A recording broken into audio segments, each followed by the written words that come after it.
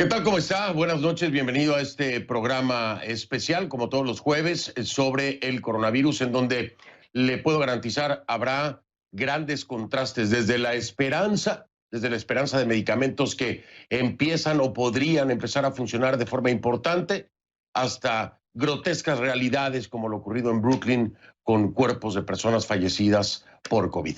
Por supuesto, le saluda Fernando del Rincón y allá en su casa también está mi compañero Camilo Egaña. ¿Cómo estás, Camilo? Buenas noches, Fernando. Buenas noches a todos nuestros amigos. Hablando de las cosas esperanzadoras y lindas, viendo el bebé de Anderson Cooper que lo acaba de presentar en nuestra antena, en nuestra pantalla. Bellísimo, con 3 días de nacido, y es una muy buena noticia en medio de tanta incertidumbre y de tanta tristeza. Vamos a hablar de noticias chirriantes como esta de Brooklyn, de la funeraria, y vamos a hablar de los nuevos tratamientos, porque hay más de un centenar de vacunas que están en el radar y la liebre podría saltar en cualquier momento con una de esas vacunas. Fernando, ¿por dónde empezamos? Si te parece, nos vamos con las noticias duras, las frías, los números. ¿Quieres? Venga, venga, adelante. Vale, vamos a darle entonces. Gracias, Camilo. Vamos a darle entonces. Le digo a usted en casa, por favor, la etiqueta durante todo este especial es numeral COVID-19 Global 5. Numeral COVID-19 Global 5. Esa es la etiqueta que vamos a estar utilizando. Más de 3 millones en las cifras, en las frías cifras, más de 3 millones 251 mil infectados, al menos 233 mil muertos. Sí, así de drástico a nivel mundial. El efecto letal del coronavirus se sigue propagando por el mundo. En paralelo, decenas, si no cientos, de científicos en diferentes partes del mundo, como ya le decíamos, trabajan a marchas forzadas en buscar la cura. En este momento hay 102 posibles vacunas en desarrollo, 102 posibles vacunas en desarrollo. Esto de acuerdo con la Organización Mundial de la Salud. 8 de los proyectos ya cuentan con aprobación para hacer ensayos clínicos. 4 de ellas se desarrollan en China, pero también en el Reino Unido y Estados Unidos, país que colabora además con una farmacéutica europea. A corto plazo, las esperanzas se han depositado en el fármaco experimental, que ayer hablábamos precisamente de eso, y lo anunciaba el doctor Fauci, Remdesivir. El Remdesivir es un fármaco que está ayudando en la recuperación de aquellas personas que han sido infectadas y se encuentran enfermas por el COVID-19. La Administración de Medicamentos y Alimentos de Estados Unidos está negociando con el fabricante la disposición del fármaco. Los actuales suministros alcanzan para cubrir el tratamiento de 140,000 pacientes. Un ensayo clínico, para que usted lo entienda, en el que participaron más de 1,000 personas, concluyó que el medicamento reduce el tiempo de recuperación. Esto es muy importante, lo subrayo, quiero que lo entienda y que esté claro. No es una vacuna, no es una cura. Es un medicamento que ayuda en la recuperación y reduce el tiempo. Por ejemplo, en este ensayo clínico que se hizo, pacientes que tardaban 15 días en recuperarse, se recuperaron a los 11 días. Y usted dirá, 4 días de diferencia, Fernando. Pues, ¿qué tan bueno es? Es buenísimo. Es buenísimo porque al mismo tiempo ayuda a reducir la intensidad de los síntomas, porque precisamente el cuerpo evoluciona en la defensa más rápido. Así que 4 días de diferencia es muy importante, y el procedimiento también ayuda a suprimir algunos de estos malestares para aquellas personas que tienen síntomas graves, ¿no? Una diferencia que, le digo, puede parecer pequeña, pero si se confirma también puede significar un gran avance en términos de la ocupación de los hospitales. 4 días de diferencia, pues habla de camas disponibles y también de la reducción del índice de muertes. Así que estos 4 días con este medicamento hacen una gran diferencia. Ahora, como le decía, no todas las noticias son alentadoras, hay contrastes terribles en este sentido. Un equipo de expertos en pandemias predice que podríamos lidiar con el coronavirus unos 2 años hasta que se infecte entre el 60 y el 70% de la población. Uno de los expertos aseguró que la idea de que esto acabara pronto desafía la microbiología. Ni en escenarios tan dantescos, ni en el mejor de los casos, Latinoamérica se librará del coronavirus. Y ya, es evidente que no nos hemos librado en Latinoamérica. Ahí la enfermedad afecta cada día a más personas. Vamos a repasar precisamente cómo están los números el día de hoy en orden alfabético, si le parece. Iniciamos con Argentina. 4,400 casos y 218 muertos. En las Bahamas, 80 contagios y 11 fallecidos. Belice, 18 casos y 2 muertos. Bolivia, 1,167 casos y 62 fallecidos. En Brasil la cifra es abrumadora, 85,380 casos confirmados y 5,901 defunciones. Brasil ya tiene más fallecidos que China. Ahí nos vamos a Chile. Chile, 16,023 casos confirmados y 227 fallecidos. Colombia, 6,507 infectados y 293 muertes. Costa Rica, 719 contagios y 6 defunciones.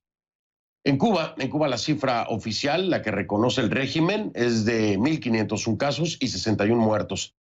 Y en Ecuador se reportan 24,934 casos, 900 muertos. Además, más de 1,400 fallecidos probables, dicen, por coronavirus. De ahí nos vamos a El Salvador, 395 casos y 10 muertes. Tenemos una actualización con el siguiente número que le voy a dar, permítame verificarlo. Estoy hablándole de Guatemala. Deme un segundo. Deme un segundito porque había una actualización precisamente de Guatemala. Ahora se la doy. Guatemala, sí. 599 casos es la actualización, es la nueva cifra. En Guatemala hay 599 casos, entonces es la cifra que acaba de reportar el país. 16 contagios. En Haití, 76 infectados y 7 defunciones. Honduras, más de 770 casos y al menos 71 fallecidos. En Jamaica, 396 contagios y 7 muertos. México, 19,224 casos y 1,859 fallecidos. Nicaragua también tiene una actualización. Nicaragua está, le quiero decir, hace unos minutos reapareció precisamente el presidente Daniel Ortega, y es el que hace la actualización, se lo recalco para que usted lo tome en cuenta, ¿no? La actualización es de 4 fallecidos y 14 casos. 14 casos según el régimen Ortega Murillo y 4 fallecidos. O sea, la actualización que hace Ortega, que además, bueno, vuelve a aparecer públicamente. En Panamá, 6,532 casos y 188 fallecidos. Paraguay, 249 infectados y 9 muertes. Y Perú es el segundo país de la región más afectado, el segundo, con 36,976 casos y 1,051 muertes. Esto le repito, en Perú, el segundo país más afectado de la región. En la Isla del Encanto, en Puerto Rico, hay 1,539 casos confirmados y 92 fallecidos. En República Dominicana, 6,972 casos y 301 muertos. En Uruguay, 643 contagios y 17 fallecimientos. Y en Venezuela, el régimen de Maduro reconoce 333 contagios y 10 muertes. Hay una actualización en este momento precisamente de Paraguay, registra 266 casos de coronavirus y 10 fallecidos. El ministro de Salud de Paraguay, Julio Mazzoleni, fue el que dio esta actualización, 266 casos de coronavirus y 10 fallecidos. Bueno, a la región Loreto, en la selva de Perú, solo es posible llegar en este momento por aire o río, ¿no? Bueno, las autoridades han reconocido que este es uno de los lugares donde la pandemia ha superado la capacidad de respuesta del sistema de salud. Y eso ha dado lugar a imágenes de pacientes en los pasillos, de muertos en bolsas apiladas en la morgue del hospital más grande de esta parte del país. Jimena de la Quintana tiene las imágenes que le advertimos pueden ser perturbadoras. Y la respuesta de las autoridades, el país, le digo, ya registra más de 36,900 casos y más de 1,000 muertes. Ponga atención.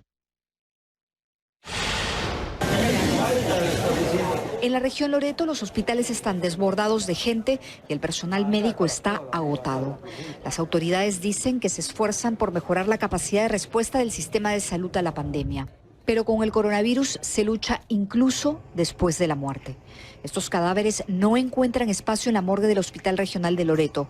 Las imágenes fueron registradas el 22 de abril. El hospital solo tiene una capacidad para conservar 4 cadáveres. Pero estábamos teniendo problemas y los cadáveres que se estaban amontonando, ese cúmulo de cadáveres se ha ido ya a un ambiente donde se les pueda conservar. Pero el día de ayer se ha instalado un ambiente con una congeladora para 42 cadáveres. El doctor Carlos Calampa cuenta que los cadáveres se acumularon por más de 3 días y confía en que con el nuevo ambiente implementado ello no vuelva a ocurrir. Estamos llegando al límite de la capacidad de respuesta. La situación es crítica, es difícil, lo reconocemos, pero estamos haciendo todo nuestro esfuerzo para poder atender a todos los peruanos. Problemas como este intentan solucionarse día a día en un sistema de salud que es deficiente desde hace años. Este hospital cuenta con 350 camas, pero hoy alberga más de 500 pacientes. Estas imágenes que CNN obtuvo en exclusiva muestran a personas que son atendidas en los pasillos del hospital. ¿Tienen capacidad para atender a este número de pacientes? De ninguna manera. El problema fundamental es que gran parte del recurso humano, entre médicos, enfermeras y técnicos, 40 de ellos se encuentran hospitalizados. Este 40% al que se refiere el doctor Calampa también incluye personal médico mayor de 60 años que por ser considerado un grupo de alto riesgo tampoco está yendo a trabajar. Así, de los 120 médicos que habían, solo quedan 35.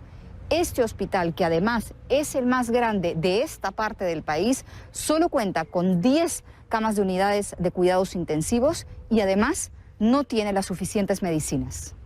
Pero el director de operaciones del Ministerio de Salud, que describe como grave la situación de toda la región Loreto, dice que parte de la solución está en camino. Médicos, enfermeras, equipos y medicamentos llegaron a este hospital los últimos días y asegura que los pacientes con síntomas leves serán trasladados y atendidos en albergues. Nosotros hemos hecho ya con ellos un acuerdo de hacer un monitoreo administrativo y de apoyarlos con los insumos que requieren de manera diaria.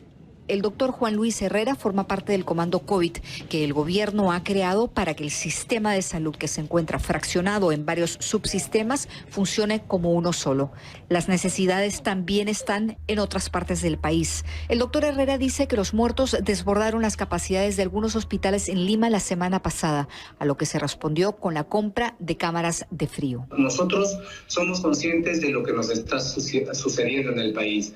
Miren, siendo Lima la capital de la República, solo tenemos 3 funerarias que ofrecen el servicio de cremación, cada una con un tope máximo de 8 personas. O sea, si ellas solo se dedicaran a cremar nuestros pacientes, solo tendría Lima 24 cupos para cremación. Con capacidad para solo 24 cremaciones a diario en Lima y con Loreto tratando de superar sus deficiencias al igual que otras regiones, los retos del sistema de salud peruano no son pocos, en un momento donde, según las autoridades, aún no hemos alcanzado el máximo de infectados. Para CNN, Jimena de la Quintana, Lima. Gracias a Jimena de la Quintana, gravísima la situación del Perú, pero ¿sabe usted qué? Los cadáveres se acumulan en condiciones indignas, y esa es la palabra, indignas, también en uno de los países más ricos del mundo, o el país más rico del mundo si le pregunta a Donald Trump. Indignante. El Departamento de Salud del Estado de Nueva York investiga el hallazgo de 60 cadáveres dentro de 4 camiones. Uno de estos camiones sin refrigeración, estacionados frente a una funeraria de Brooklyn. La ciudad de Nueva York contabiliza más de 17.800 muertes confirmadas y probables por coronavirus. La funeraria se vio saturada, rebasada, pero no reportaron la situación a las autoridades, quienes han calificado lo ocurrido de inaceptable, y todos lo calificamos así. Indignante, inaceptable, inhumano. Y han advertido que la funeraria podría enfrentar multas y suspensiones. Para muchos es poca cosa, escucha. Why on earth did they not? ¿Por qué diablos no lo reportaron al Estado, que es la instancia que los regula, o fueron a una comisaría de la policía de Nueva York y pidieron ayuda? Hagan algo, pero no dejen los cuerpos allí. Es inaceptable para mí. Así que trabajaremos juntos. Y creo que lo que ha dicho el presidente del condado, Eric Adams, es inteligente. Hacer que todos hablen entre ellos. Indignante, ¿no? Indignante como en cualquier otro lado, en cualquier otra parte del mundo donde ocurra esto. Porque son seres humanos. Son seres humanos. Sí, los cuerpos de seres humanos deben tener un trato digno. Es aberrante ver esto. Estados Unidos también es parte de estos escenarios dantescos. al menos en este caso en Brooklyn. Por cierto, Estados Unidos acumula más de 1.068.000 casos confirmados, así como al menos 62.900 muertes por coronavirus. Más que ningún otro país en el mundo, ¿eh? Pero este viernes se reanudarán las actividades en... Piensa usted, imagínese, es el país que tiene los peores números. Estados Unidos, el que tiene los peores números en el globo. Y este viernes reanudan actividades en gran parte del territorio estadounidense. Al menos 31 estados van a reabrir parcialmente. Eso no implica, sin embargo, el regreso a la normalidad en su totalidad, no, por supuesto que no. Mire, parte del sur de la Florida seguirá con restricciones. En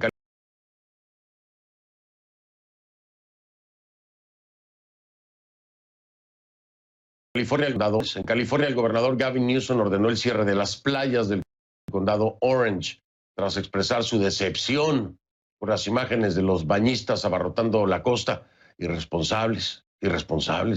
Si las restricciones se eliminan demasiado pronto, una segunda ola podría ser inevitable. Esto de acuerdo con varios expertos, quienes también sostienen que deben darse al menos 3 circunstancias para reabrir con seguridad, para hacerlo con seguridad. Una disminución de contagios y casos durante 14 días, cosa que al menos en la Florida no ha ocurrido. Y en muchos de los estados que piensa reabrir ciertas actividades, tampoco. Irracional completamente, ¿no? Con esta reflexión, esta indicación. Que el cupo hospitalario para nuevos pacientes exista. Tener la capacidad de hacer pruebas y de rastrear posibles contagios. Estos puntos serían los mínimos para poder pensar en reabrir. Incluso en los momentos más complicados de la pandemia, el presidente Donald Trump pues parece que está en campaña, siempre parece estar en campaña. Trump dice que es justo que los votantes tengan en cuenta su manejo de la pandemia. Por supuesto, los números no dicen nada, ¿no? Es el país que más contagios tiene a nivel mundial y más muertos también. Claro, hay que tomarlo en cuenta. Tiene razón el presidente Trump.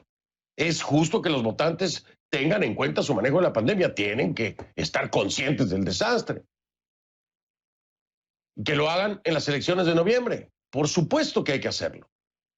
Porque asegura ha hecho un trabajo espectacular. Bueno, ahí ya no estoy de acuerdo. Y creo que los números dicen todo lo contrario, presidente Trump.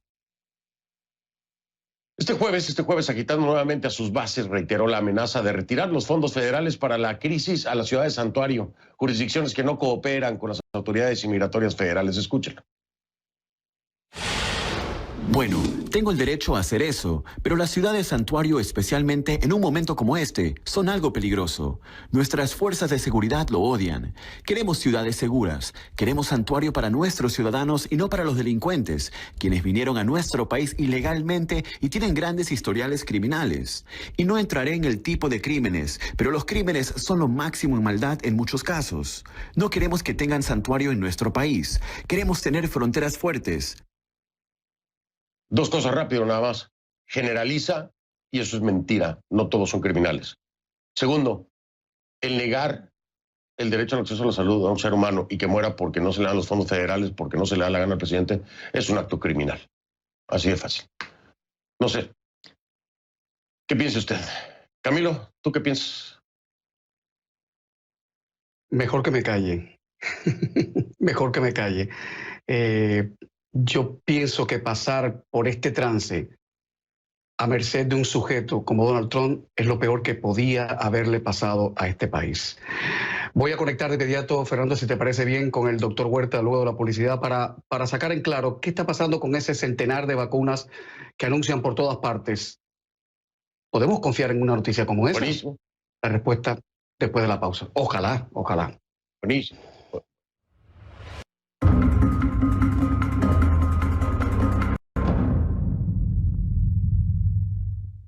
Y ahora nos curamos en salud con el doctor Elmer Huerta, profesor de la Escuela de Medicina de la Universidad George Washington. Doctor Huerta, buenas noches, bienvenido.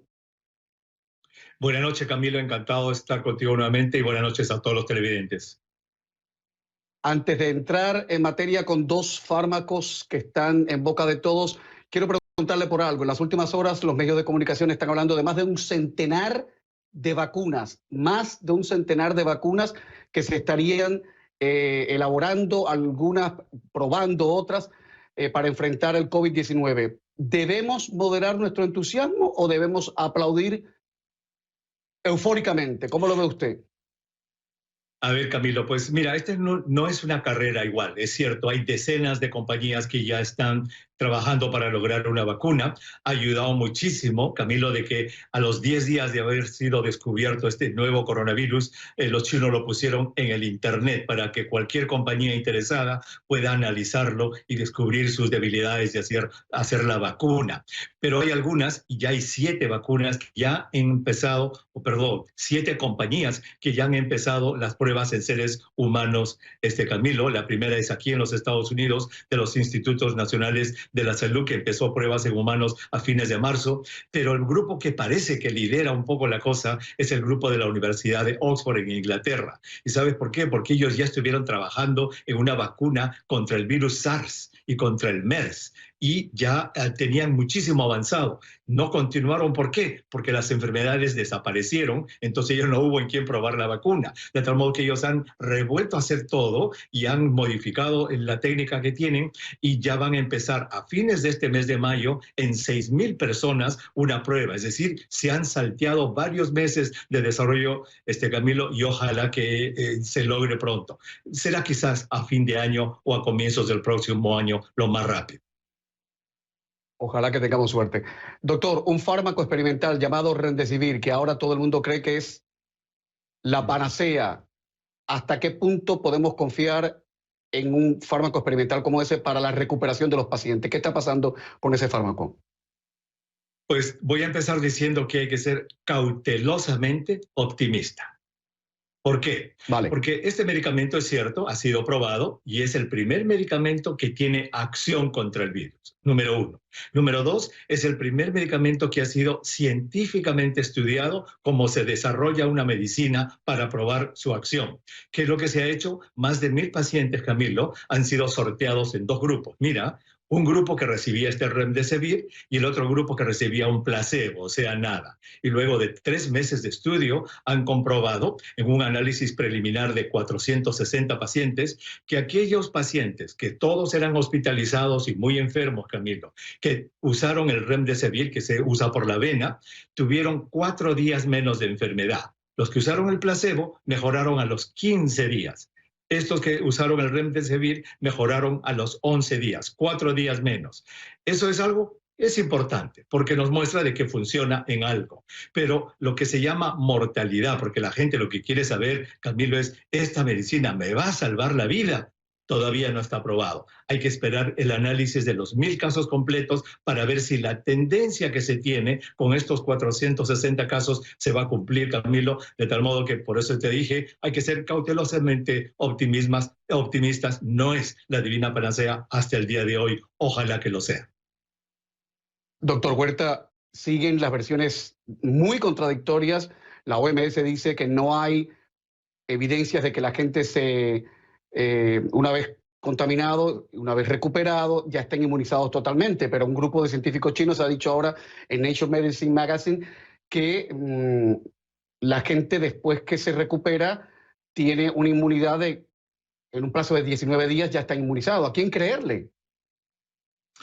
Yo la verdad es que le creo un poco más a la Organización Mundial de la Salud en este punto, le creo un poco menos a los chinos. ¿Por qué? Camilo, hoy día es el día 122 que se anunció este virus al mundo. Y en 122 días es imposible que alguien me pueda decir que tengo inmunidad permanente. En 4 meses, o sea, los sobrevivientes más largos de esta enfermedad, Camilo, tienen 4 meses. Que no me vengan a decir de que ya en 4 meses sabemos que tienen inmunidad permanente. Eso no es cierto.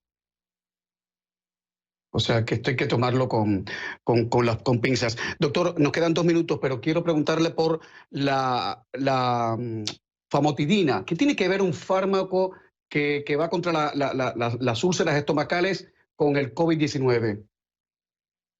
Pues mira, es un estudio interesante que habla de que la famotidina podría, al inhibir el ácido en el estómago, tener alguna acción contra el virus. Es también una de esas anécdotas que todavía están saliendo, Camilo. Yo la verdad es que no le prestaría muchísima atención a este punto en este momento. Ahí lo dejamos entonces. Doctor Huerta, muchísimas gracias por hablar alto y claro. Muchas gracias. Hasta la próxima, Camilo. Gracias. Ahora seguimos porque hay mucho que contar en este especial. Fernando, adelante. Gracias, Camilo. Sí, por supuesto, otro nerviosismo y otra pandemia, digo yo, que es la economía. Vamos a regresar para hablar precisamente con nuestra Gabriela Frías acerca de esto. ¿Te parece? Vale, adelante. De Portafolio Global allá en su casa. Bienvenida, Gaby. Mi casa es su casa. La mía lo mismo. Muy buenas noches, Fer, ¿cómo estás? Bien, Gaby, pues viendo los números por todos lados, que eso nos va a rebasar, yo creo que incluso después de que se consiga una vacuna en todo el mundo. Por ejemplo, ¿cómo va el tema de los desempleos en Estados Unidos? ¿Cómo le está yendo a México? Precisamente por cómo le va a Estados Unidos. Digo, cuéntenos, adelante.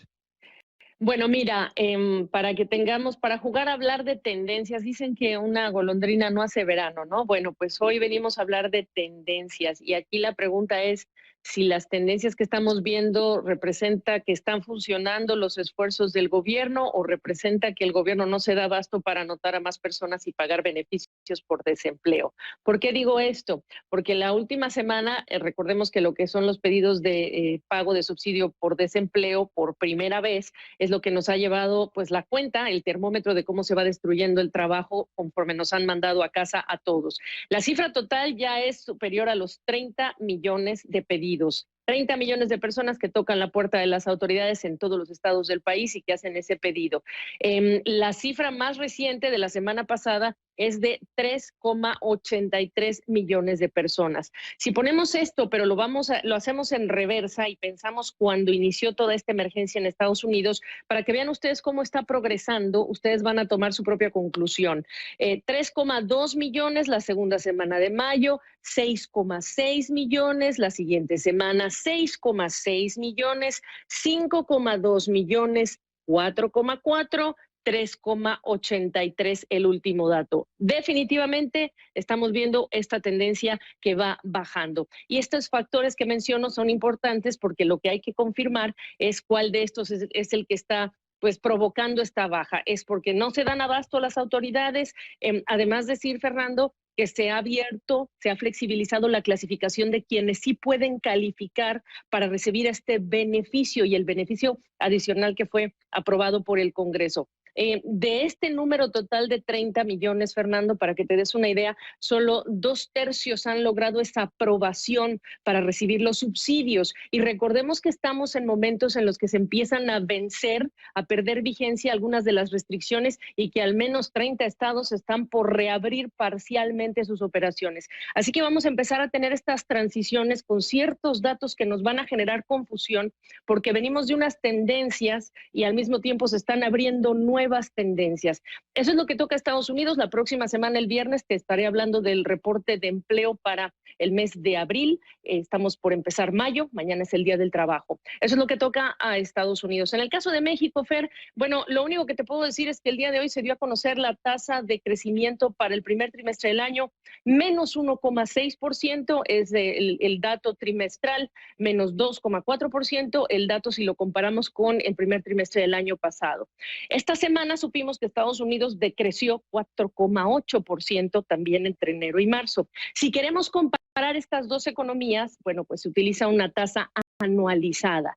Si usamos esa lupa, la tasa anualizada, en el caso de México ya estás hablando de una contracción de 6% en el primer trimestre. Sobre empleos, la secretaria del Trabajo, Luisa María Alcalde, dijo hace unos días en la conferencia del presidente López Obrador que en 6 días se habrían destruido unos 147,000 empleos. Así que lo que significa, Fernando, es que la fotografía que estamos tomando es de fines de marzo, todavía no empezaba lo peor, y lo que puede venir es terrible. Entre ellos, más empleo informal, la precarización del trabajo, que son las dos tendencias que preocupan en la región, incluido México, Fernando.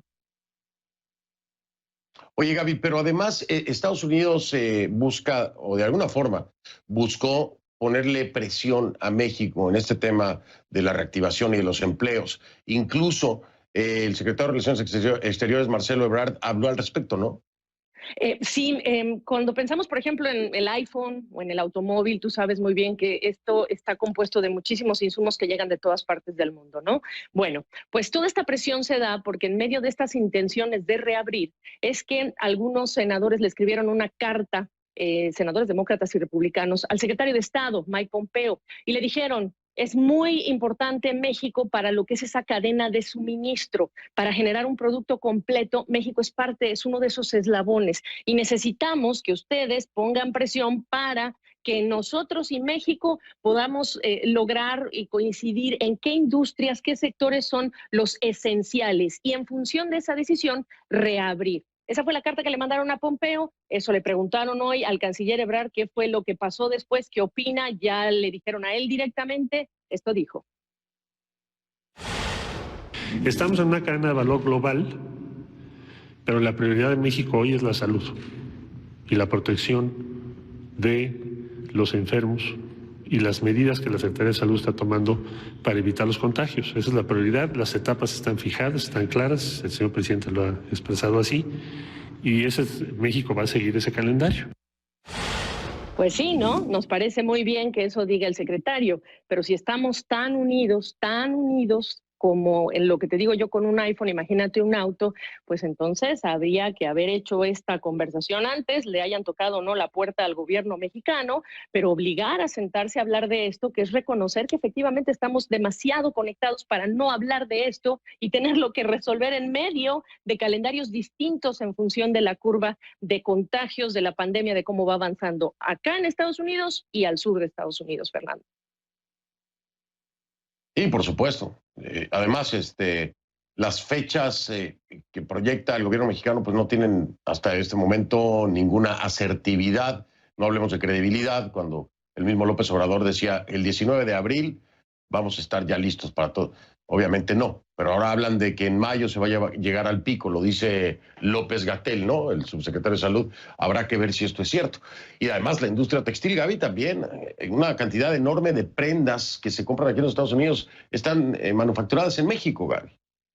Y en México, y imagínate cuántos sectores no van a ser esenciales para Estados Unidos que dependen de la mano de obra mexicana. Y la gran pregunta, como lo hemos visto en este país, Fernando, con el tema de las procesadoras de alimentos y de carne, donde, por cierto, trabaja una cantidad muy importante de inmigrantes latinos, por supuesto, asiáticos también, pero es el mismo debate. Van a regresar y van a regresar con distanciamiento social, van a regresar con qué equipos, con qué mascarillas, alcanza para todos, y si no, ¿quién defiende a ese trabajador? Los sindicatos, y si no están sindicalizados, ¿y cuál es el riesgo para la compañía? Todos esos balances van a ser parte de una enorme discusión global que no solamente toca a México y Estados Unidos, pero que en países emergentes va a ser crítica para tener. Bien, Gaby, pues muchas preguntas. Se tendrán que responder en algún momento, pero hay muchas todavía y preocupantes. Te mando abrazo, que pase buena noche allá en casa, la veo mañana. Gracias, Fer, igual. Gracias a ti. Era nuestra Gabriela Frías de Portafolio Global. Voy a hacer una pausa, regresamos. Esto, terrible, ¿no? Terrible las imágenes que veíamos en Brooklyn. Los cuerpos encontrados en camiones sin refrigeración a las afueras de una funeraria en Brooklyn. Pero le voy a decir una cosa. Además, ¿recuerda usted cuáles son los grupos más vulnerables de acuerdo a estudios aquí en los Estados Unidos? Afroamericanos e hispanos. ¿De qué está lleno Brooklyn? ¿Y por qué pasó ahí y no pasó en Manhattan? ¿Cómo es posible esto? Vamos a hablar de eso al regresar de la pausa.